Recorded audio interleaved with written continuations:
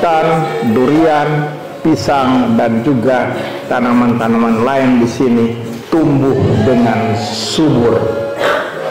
Saya lihat juga tempat ini nyatanya seperti ada damai di sini. Ada damai. Ini kentara juga penyambutan yang diberikan kepada saya. Ada kegembiraan, ada sukacita yang dinyatakan dengan bernyanyi, dinyatakan dengan menari, pokoknya dinyatakan dengan sorak-sorai. Berarti ada sukacita. Bukan hanya sukacita, tetapi saya lihat ada damai sejahtera. Damai sejahtera. Saudara-saudara sekalian yang terkasih, semuanya ini adalah pemberian Tuhan.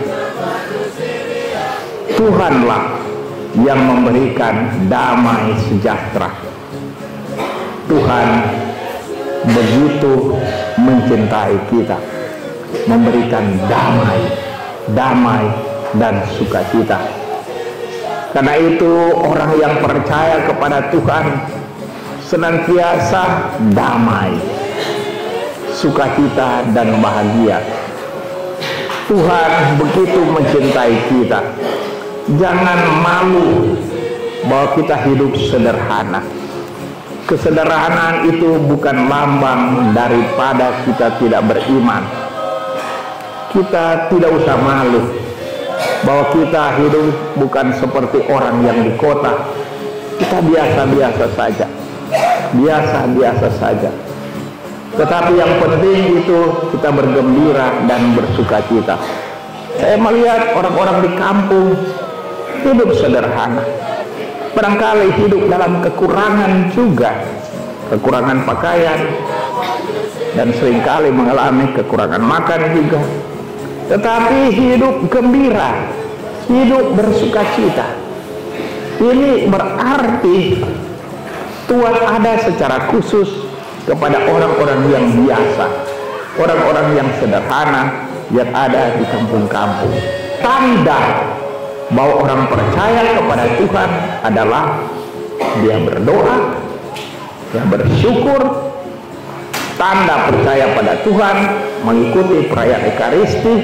Tanda percaya pada Tuhan suka berbuat baik, menolong orang, membantu orang, tidak negatif thinking, tidak mempersalahkan, tidak mengeluh. Ini tanda percaya kepada Tuhan. Tuhan itu baik, tapi seringkali kita tidak percaya. Dan di zaman modern ini, tidak jarang kepercayaan pada Tuhan mulai dinodai dengan kerakusan akan uang. Uang telah menghancurkan iman kepada Tuhan. Orang yang percaya kepada Tuhan akan memakai uang dengan sebaik-baiknya. Ada orang mabuk di sini? Ada atau tidak? Ada atau tidak? Ada atau tidak? Oh, kalau tidak ada, puji Tuhan. Tapi di zaman modern ini, kesenangan duniawi makin menghancurkan iman pada Tuhan. Orang tidak berdoa lagi. Orang cuma ingat semuanya itu. Pokoknya sedap, sedap, sedap. Enak, enak, enak. Itu bahaya. Juga seringkali iman kepada Tuhan dihancurkan dengan orang berebut kekuasaan, jabatan. Seringkali kita bukan melihat jabatan untuk pelayanan, tapi jabatan untuk kesombongan kita. Kesombongan. Jabatan para pastor adalah pelayan, bukan untuk menyombongkan diri, bukan untuk mengatakan saya lebih hebat daripada yang lain. Jabatan itu untuk pelayanan. Kemudian jabatan dalam pemerintahan juga untuk pelayanan.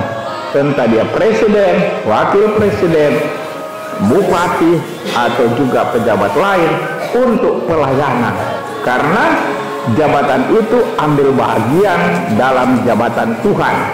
Tuhan menjabat. Pejabat tertinggi dalam hidup kita adalah Tuhan. Dan Tuhan itu melayani, menciptakan dan menyelamatkan. tetap percaya kepada Tuhan, Tuhan ada di atas segala-galanya. Kita berikan syukur kepada Tuhan. Orang yang penuh dengan Roh Kudus, dia akan mengakui Yesus sebagai Tuhan, bukan dirinya sebagai Tuhan. Roh Kudus itu sebuah kekuatan luar biasa. Jadi orang yang percaya pada Roh Kudus, orang itu akan kuat. Orang akan berdiri tegak. Roh Tuhan bagaikan lidah api yang bertebaran, memberi semangat sehingga kita bangkit kembali walaupun kita sudah jatuh. Kita seringkali jatuh dalam dosa. Tidak apa-apa, dosa itu hak setiap orang, tetapi ada kewajiban kita bertobat. Roh Tuhan yang memberikan kekuatan supaya kita bertobat. Roh Tuhan sumber persaudaraan, sumber persatuan. Boleh ada perbedaan, tidak apa ada perbedaan, tapi perbedaan bukan menghancurkan persaudaraan. Karena penuh dengan Roh Kudus berarti kita suka akan persatuan dan persaudaraan. Saya datang juga di area ini. Kalau cuma ingat kepentingan pribadi, kenapa saya mau datang di sini? Susah-susah lewat apa? Kali apa ya? Rupa-rupa kali. Datang dari Eci, ya apa? 10 jam sampai Haji. Tadi juga kasihan saya lihat masyarakat dorong sana, dorong sini. Saya kasihan melihat mereka. Kita buat ini semuanya karena dipengaruhi Roh Kudus untuk kepentingan bersama. Untuk kepentingan umat kita datang. Umat mau mendapatkan sakramen Krisma, maka saya datang. Saya datang di sini bukan cari pujian. Dengan barangkali datang di sini, Monsinyur Mandagi sudah uskup agung, akan menjadi lebih agung tadi. Ya itu bukan soal agungnya, yang penting pelayanan. Datang melayani umat Arare yang saya cintai dan umat Paga yang saya cintai. Orang yang dipengaruhi oleh Roh Tuhan, dia suka mengampuni. Yesus menunjukkan hal ini. Bagaimana dia mengampuni orang yang menyakitinya. Bahkan sudah di atas kayu salib pun ada orang menyakitinya. Yesus mengampuni ini penjahat yang disalibkan bersama dengan dia. Mengampuni. Dendam untung jangka pendek. Memang kalau dendam buat kekerasan seperti untung, saya menang, saya bisa dendam dia, ya, saya bisa marah dia, saya menang, untung jangka pendek. Tetapi bagi Paus Yohanes Paulus II, dendam itu rugi jangka panjang, karena orang yang dendam banyak musuh. Tetapi menurut Paus Yohanes Paulus II, pengampunan rugi jangka pendek. Memang rugi pengampunan. Tidak gampang mengampuni orang yang memusuhi kita, tidak gampang. Mengampuni memang rugi jangka pendek. Tetapi mengampuni bagi Paus untung jangka panjang. Orang yang suka mengampuni banyak teman. Banyak teman. Karena apa? Hatinya bebas, hatinya bersih, hatinya hati Roh Kudus. Marilah kita dipenuhi dengan Roh Kudus, senantiasa kita suka mengampuni sesama kita dan tidak balas dendam. Semoga demikian. Amin.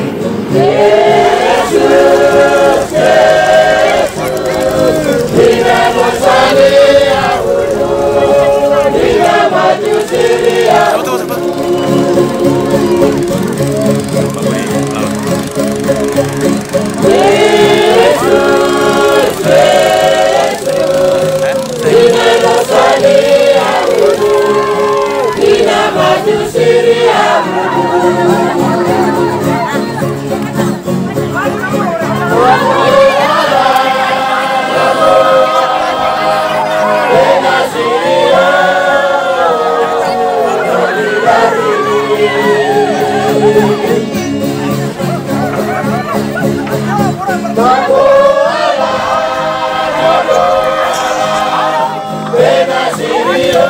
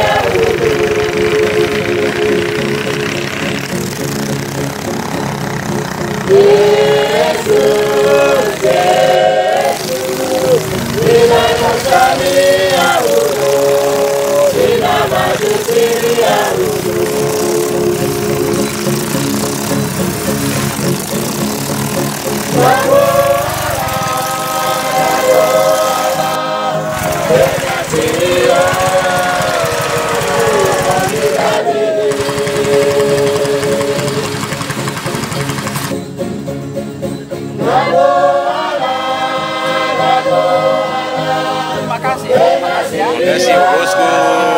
Terima kasih. Terima kasih Bang Bosku. Maju. Maju sini. Aduh, nggak ada pakai celana. Aduh, ini Mana tuh mau makan ini? Di atas atau di bawah? maju sini.